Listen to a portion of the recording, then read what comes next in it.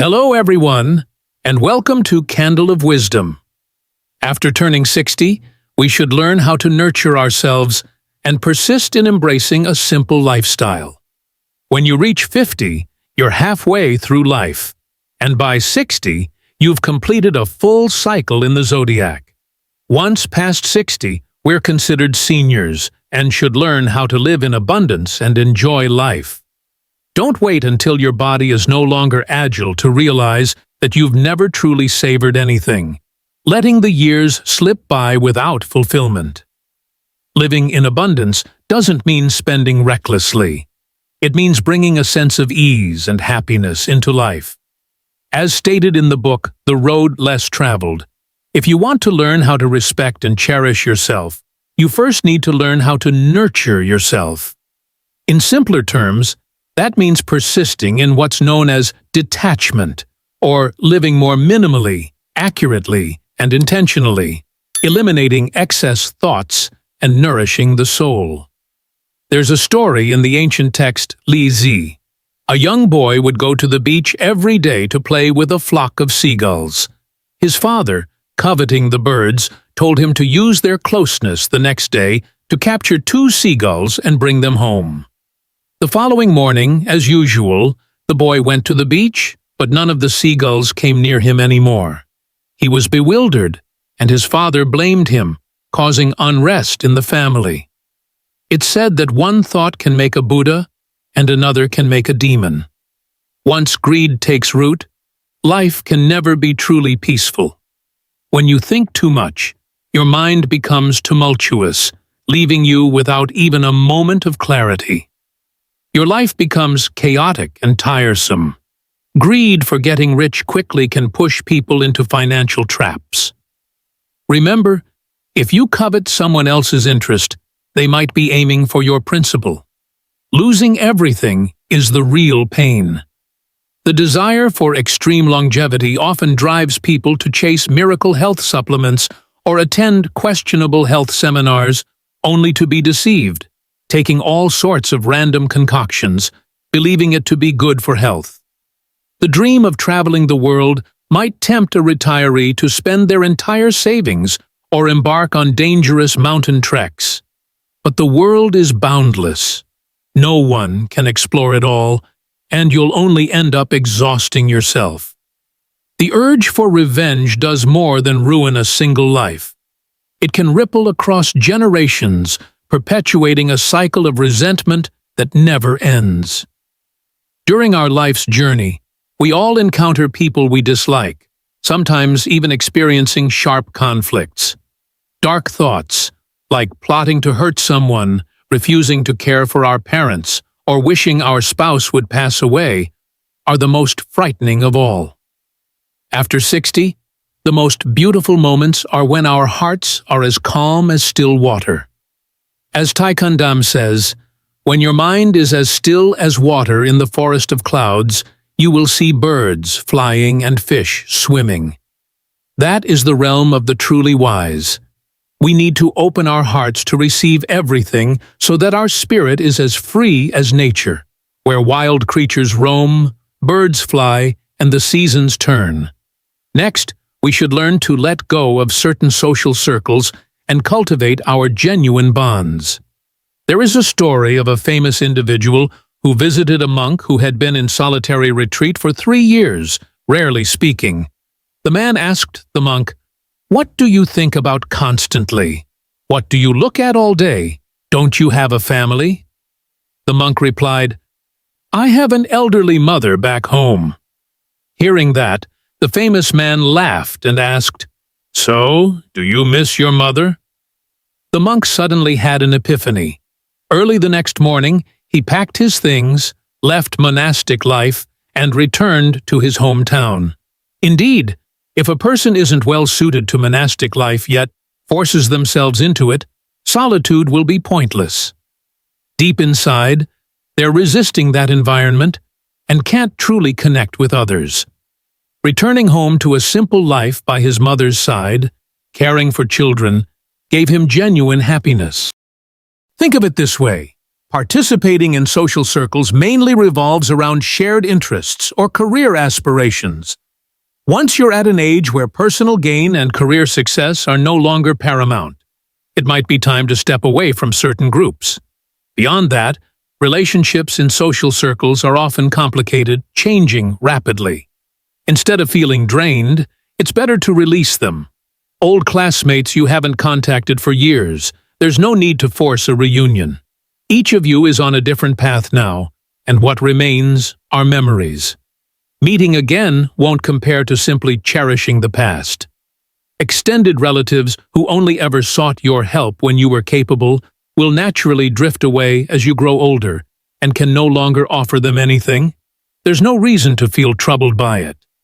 This is especially true for distant relatives. If not for self-interest, you might never have remembered each other. Former co-workers who smiled to your face yet betrayed you behind your back aren't really friends. Once you leave the company, it's best to keep your distance. You're not obligated to attend weddings or funerals unless you genuinely want to. Groups for drinking, stock market clubs, or dance circles shouldn't be clung to either. Whether they gather or disperse depends on fate. There's a popular term online, stay, referring to people who distance themselves from crowds and quietly live their own lives. Young people may enjoy living that way, but the elderly should consider it as well. In your golden years, the best state of mind is a calm one, free of complications, because family is your true harbor in life. Moreover, stepping away from work to protect your health is crucial. Many people over 60 still exhaust themselves in jobs. Some have no pension and must work to make ends meet. Others seek importance in society, wanting to feel needed. Far-sighted people plan for retirement in advance, ensuring they won't struggle to make a living. Those with pensions can still take on part-time jobs, but that's different from working under constant stress to survive.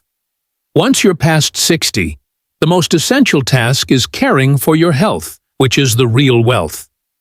Don't wait until you're worn out to regret it. Taking care of your body isn't just about exercising, it also means reducing burdens on yourself.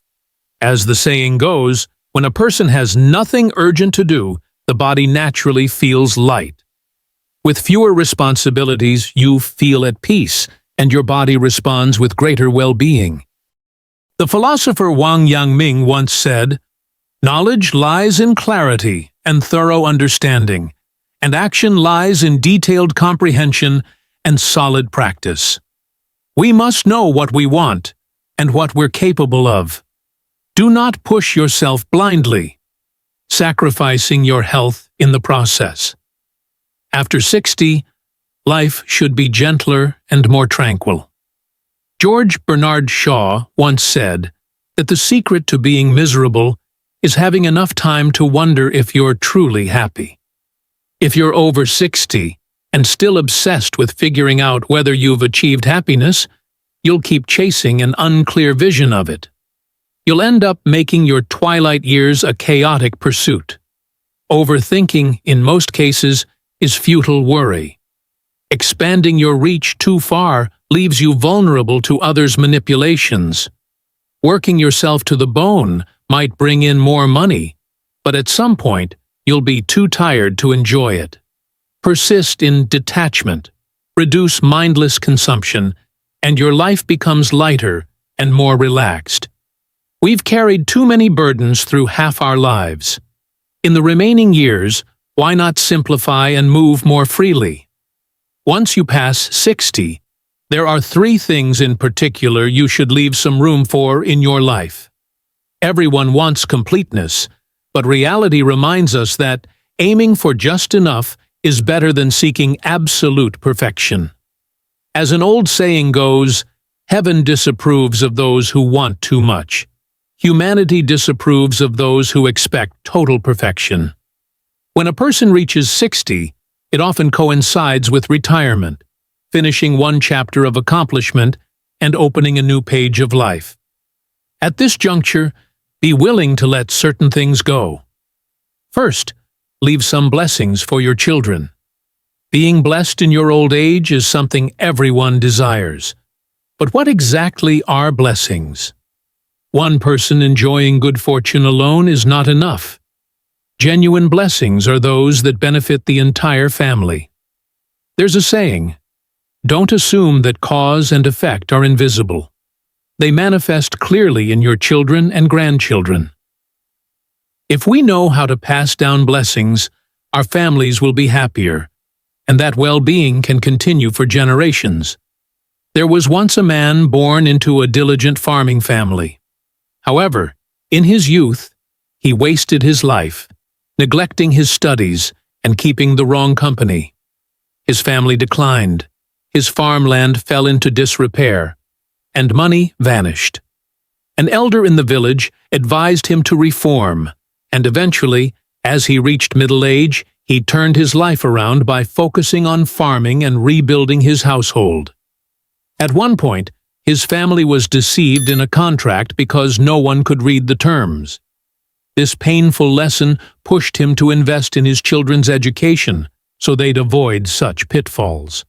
One of his sons passed the imperial exams and held a position in society, and by the next generation, the family thrived economically, even producing well-respected individuals who brought honor to the lineage. Before passing away, this man left behind a family teaching. Work diligently, live in harmony, respect parents, and maintain brotherly unity. This lesson reminded his descendants of moral values, family ethics, and perseverance. Over time, one family member wrote a poem. Flowers left partly unbloomed, the moon left partly unfilled. Moderation in all things creates serenity. Why fret about fullness or emptiness? Live in harmony with nature, and your heart stays light. In other words, don't rush to enjoy every blessing in this lifetime. Know when to hold back and leave something for your children. For instance, relinquish your role as the family's head so your offspring can grow. Don't cling to full authority. Elderly parents should demonstrate filial piety to those even older in the family, rather than merely demanding it from their children. Offer help in caring for grandchildren within your ability, easing your children's burdens. Treat sons-in-law and daughters-in-law kindly, and maintain household harmony. Likewise, seniors shouldn't spread negativity at home, associate with disreputable friends, or engage in risky endeavors that cause stress and worry for everyone. Second, leave some prosperity for others. Prosperity, represented by luck, wealth, or career success, is something everyone desires, no matter their age. Some people over 60 still compete for positions or worry about how their pension compares to others, and become furious if theirs is smaller. Others keep their businesses or open new ones, continuing to push themselves well into their 70s. But one day, we realize the world is vast, and money doesn't belong to any single person forever. If someone hoards too much, they'll become a target of envy, or worse. Only when everyone has a chance to earn a living does society flourish. If you have means but also share your good fortune, helping others grow, you display true wisdom and generosity. During the Tang dynasty, the poet He Jizhang greatly admired Li Bai's poetic talents and once invited him to share some wine. On that day, He Jizhang forgot to bring money, so he offered a gold turtle medallion, an imperial reward, to pay for the drinks. Years later, when both men were older and retired, Li Bai recalled that night in a poem. He pawned his golden turtle for a few cups of wine. Missing my old friend, tears wet my traveling robe. This generous act left a profound impression on Li Bai and won He Jizhang lasting respect for generations. When you're past 60, it's time to practice being content and helping others. As the saying goes, the one who knows contentment is the richest. The one who is greedy is the poorest. Don't obsess over whose pension is higher or lower. Don't envy others, and set aside a portion of your pension for struggling relatives or the poor. Retire at the right moment. Don't hold on to your position forever, making it harder for younger people to progress. If you're still healthy and alert, use your knowledge to help others succeed. Bringing prosperity to others is the greatest virtue. Third, leave part of your lifespan to nature. Everyone wants to live long, even forever, but no one can fully control life and death. Not even Emperor Qin Shi Huang could defy mortality. Many elderly people visit countless shops to buy so-called miracle supplements or sign up for longevity seminars only to be scammed. Some with terminal illnesses insist their children do everything possible to keep them alive. However, the saying goes, when the elderly live too long, the children suffer. A 90-year-old individual battling chronic illness depends heavily on their 60- or 70-year-old children, who might not have the energy to care for them indefinitely.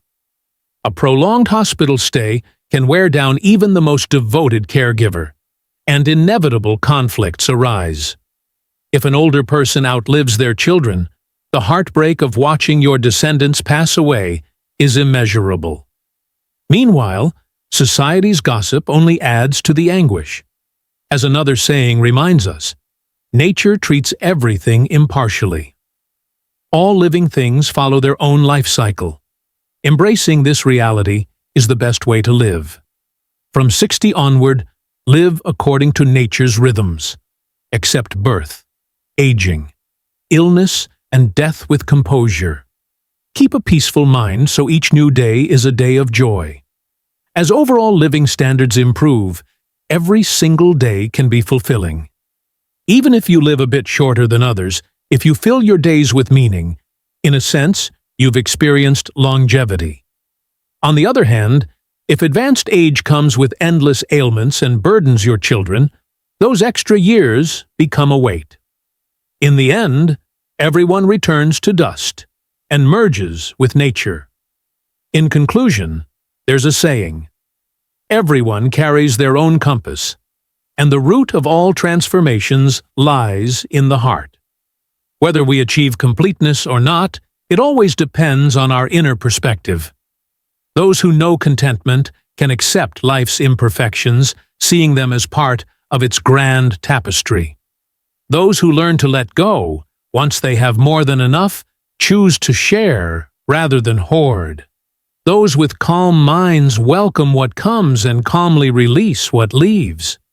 Those with rich inner lives keep a space open for continued growth, constantly seeking new insights while maintaining a spirit of curiosity. After 60, make room for certain things. Live in harmony with nature, and life will become more serene and joyful. If you find these reflections meaningful, please give a like, share, and subscribe so you won't miss the channel's latest videos. Don't forget to enable notifications to receive updates as soon as new content is uploaded. Thank you all for watching and supporting.